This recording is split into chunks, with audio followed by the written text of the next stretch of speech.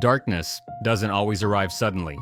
Sometimes it grows slowly, quietly, hiding behind the face of a polite neighbor, a volunteer leader, a husband, a father. For more than 5 decades, one man managed to live 2 lives, one in plain sight, and one made of secrets, violence, and unimaginable cruelty. This is the story of John Arthur Getreu, a man who committed brutal crimes spanning continents, evaded justice for 50 years, and fooled nearly everyone who crossed his path. John Arthur Getreu was born in 1944 in Newark, Ohio, into a family defined by discipline and structure. His father, a career military officer, instilled in him the values of order, hierarchy, and obedience. From a young age, John learned that appearances were crucial, that a calm exterior could hide internal chaos. The family moved frequently from city to city and eventually overseas, leaving John with few lasting friendships and a constant sense of displacement. To outsiders, John appeared quiet and obedient. He adapted quickly to new schools, blending seamlessly into classrooms and social circles with what many would later describe as a chameleon-like ability. But behind the polite demeanor lurked a brooding intensity, a quiet arrogance, and a subtle charm he used to manipulate adults, all while keeping peers at a careful distance. The teenage years on a U.S. military base in West Germany revealed the first hints of John's darker tendencies. Life on the base was regimented and highly controlled. Yet John displayed a restlessness, curiosity about boundaries, and a fascination with the unknown. He observed his surroundings carefully, adapting and learning. His interactions with peers were often superficial, polite on the surface, but sometimes his cold calculation betrayed a lack of empathy and an early fascination with control. At 18, John met his first known victim, 15-year-old Margaret Williams, the daughter of a U.S. Army chaplain stationed on the same base. Margaret was bright, innocent, and unaware of the danger that lurked within a man she would meet briefly at a youth dance. That encounter would mark the beginning of a chain of events that would leave a permanent scar on those around him. It was a cold Saturday night in 1963 when Margaret attended a local dance. She was full of excitement, anticipation, and dreams of a life yet to be lived. John, then 18, crossed paths with her and offered to walk her home, a gesture that under normal circumstances might have seemed courteous. But that night, it became the start of a tragedy that would forever alter the military community. The following morning, Margaret's body was discovered on a baseball diamond near the youth club. She had been sexually assaulted and strangled. Shock and confusion rippled across the base. How could such violence occur in a place considered secure? How could someone blend seamlessly into daily life and commit such a horrific act? John was arrested and tried for Margaret's murder. Despite maintaining his innocence, he was convicted and sentenced to 10 years in a German juvenile prison, serving roughly 6 before returning to the United States. His time behind bars was the first manifestation of a life built on deception, concealment, and violence, a pattern that would continue for decades. Upon returning to the U.S., John attempted to craft an image of normalcy. He married, had children, and became an active member of his community. Neighbors and acquaintances saw a polite, attentive, engaged man. He volunteered as a Boy Scout leader, mentoring young boys in leadership, survival, and ethics. But appearances were deceiving. Beneath the surface, John's dark impulses remained dormant, hidden behind a veneer of domestic normalcy. In 1975, a young girl associated with his Scout Explorer post accused him of attempted sexual assault and threats. While investigated, the incident never went to trial. John served 30 days on weekends, a minimal punishment that allowed him to return to life as if nothing had occurred. Once again, he evaded full accountability while continuing to pose a threat to those around him. Even in the 1970s, hints of John's capacity for evil were visible to those who observed him closely. Traveling with his scouts, he knew the terrain, hidden paths, and secluded spots where one could remain unseen. Skills once considered useful for outdoor adventures would later serve darker purposes.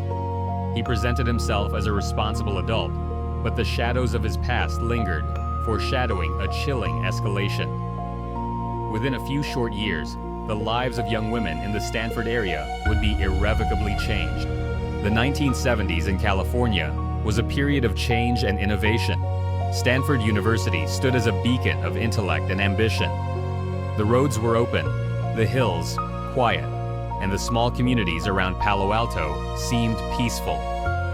But beneath this calm, a predator had returned. Whispers of missing young women began, first explained away as hikes or trips, but gradually, fear grew, and at the center of it all was John, a man who looked like everyone else, friendly, reliable, invisible. Leslie Marie Perlov, a 21-year-old Stanford graduate, left her job at the North County Law Library around noon, intelligent and radiant. She had dreams of studying law and helping others. That afternoon, she planned a lunch break in the hills near Alpine Road, a scenic area she loved. But when she failed to return, friends grew uneasy. Her car, a bright orange Chevy Nova, was found parked on a dirt road, unlocked. With her purse inside, search teams scoured the steep, brush-covered hills, calling her name. Hours later, her body was found beneath an oak tree, her scarf tightly wound around her neck. She had been strangled. Forensic science in 1973 was limited. Investigators collected what they could: fibers, fingerprints, traces of skin, never imagining these fragments would one day unravel the mystery. Decades later, Stanford University and surrounding communities were shaken. Students were warned not to walk alone. Women carried whistles and avoided remote areas after dark. Parents checked on daughters nightly. Police increased patrols but found no leads. Whoever had taken Leslie left no clear trail. The murder was brutal, personal, deliberate, a crime signaling control, dominance, and silence. And somewhere nearby, the killer walked free. He smiled at neighbors. He coached scouts. He was one of them. John Getreu lived just miles away. 1 year later, Janet Ann Taylor, a 21-year-old Stanford student and daughter of the university's athletic director, was last seen hitchhiking along Sand Hill Road. When she did not arrive at her destination, her family feared the worst. A massive search ensued. The next morning, her body was found beside a rural road near Old La Honda, partially concealed under brush, strangled. The similarities to Leslie's murder were chilling. Same area, same method, same senseless brutality. Two young women, full of life, taken in nearly identical ways. 1 year apart, John Getreu, then living in Redwood City, appeared as a devoted family man and community member.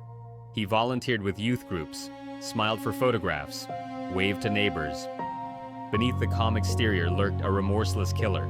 The lack of forensic tools in the 1970s made the cases nearly impossible to solve. DNA evidence, decades away, meant investigators relied on interviews, polygraphs, and intuition, yet nothing led to Getreu.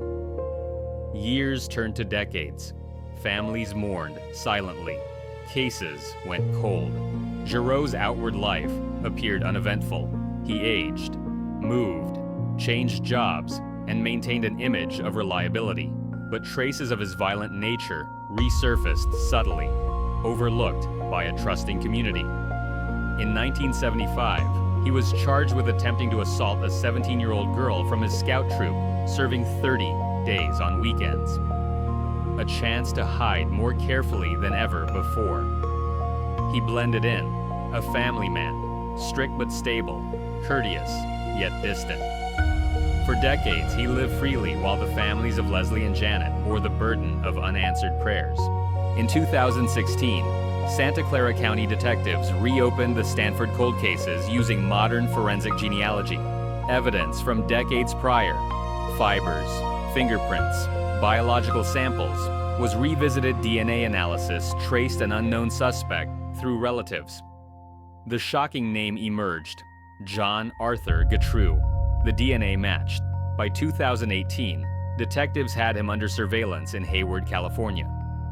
An elderly man in his 70s, John appeared harmless, walking slowly, driving an old car, waving to neighbors.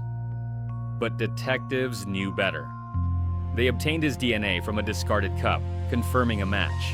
When police knocked on his door, he remained calm, inviting them in as if anticipating the moment. Inside a sterile Santa Clara County interview room, two detectives sat across from John. Calm, polite, hands resting on the table. He looked like any grandfather questions began softly, probing his past and actions. When confronted about past arrests, he admitted to being accused of murder in Germany decades prior.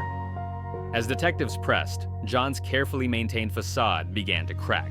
He tried to control the narrative, denying involvement, but repeatedly revealed knowledge he shouldn't have had. DNA evidence linked him to Leslie Perlov and Janet Taylor. Confronted with the incontrovertible truth, John admitted, "Well, I guess you know I'm guilty then." In 2021, John Getreu stood trial in California. Evidence was overwhelming. DNA, fibers, timelines. Jurors listened in silence, some unable to look directly at him. When the verdict was read, guilty of first-degree murder with special circumstances, John showed no emotion. Families finally had closure after decades of silence. In 2023, John pleaded guilty for Leslie's murder, receiving 2 consecutive life sentences. Months later, he died of natural causes in prison at age 79. No apologies, no peace. For the families, however, justice had finally spoken. John Getreu's story is a chilling reminder that evil can hide in plain sight, blending seamlessly into everyday life for decades. For Uncuffed Mysteries, cases like this reveal the importance of persistence, forensic innovation, and the resilience of those seeking justice. No matter how much time passes, truth has a way of resurfacing. Every victim deserves to be remembered. Every story deserves to be told. Here at Uncuffed Mysteries, we continue to dig deep, uncover hidden truths, and remind the world that even after decades, justice can still prevail.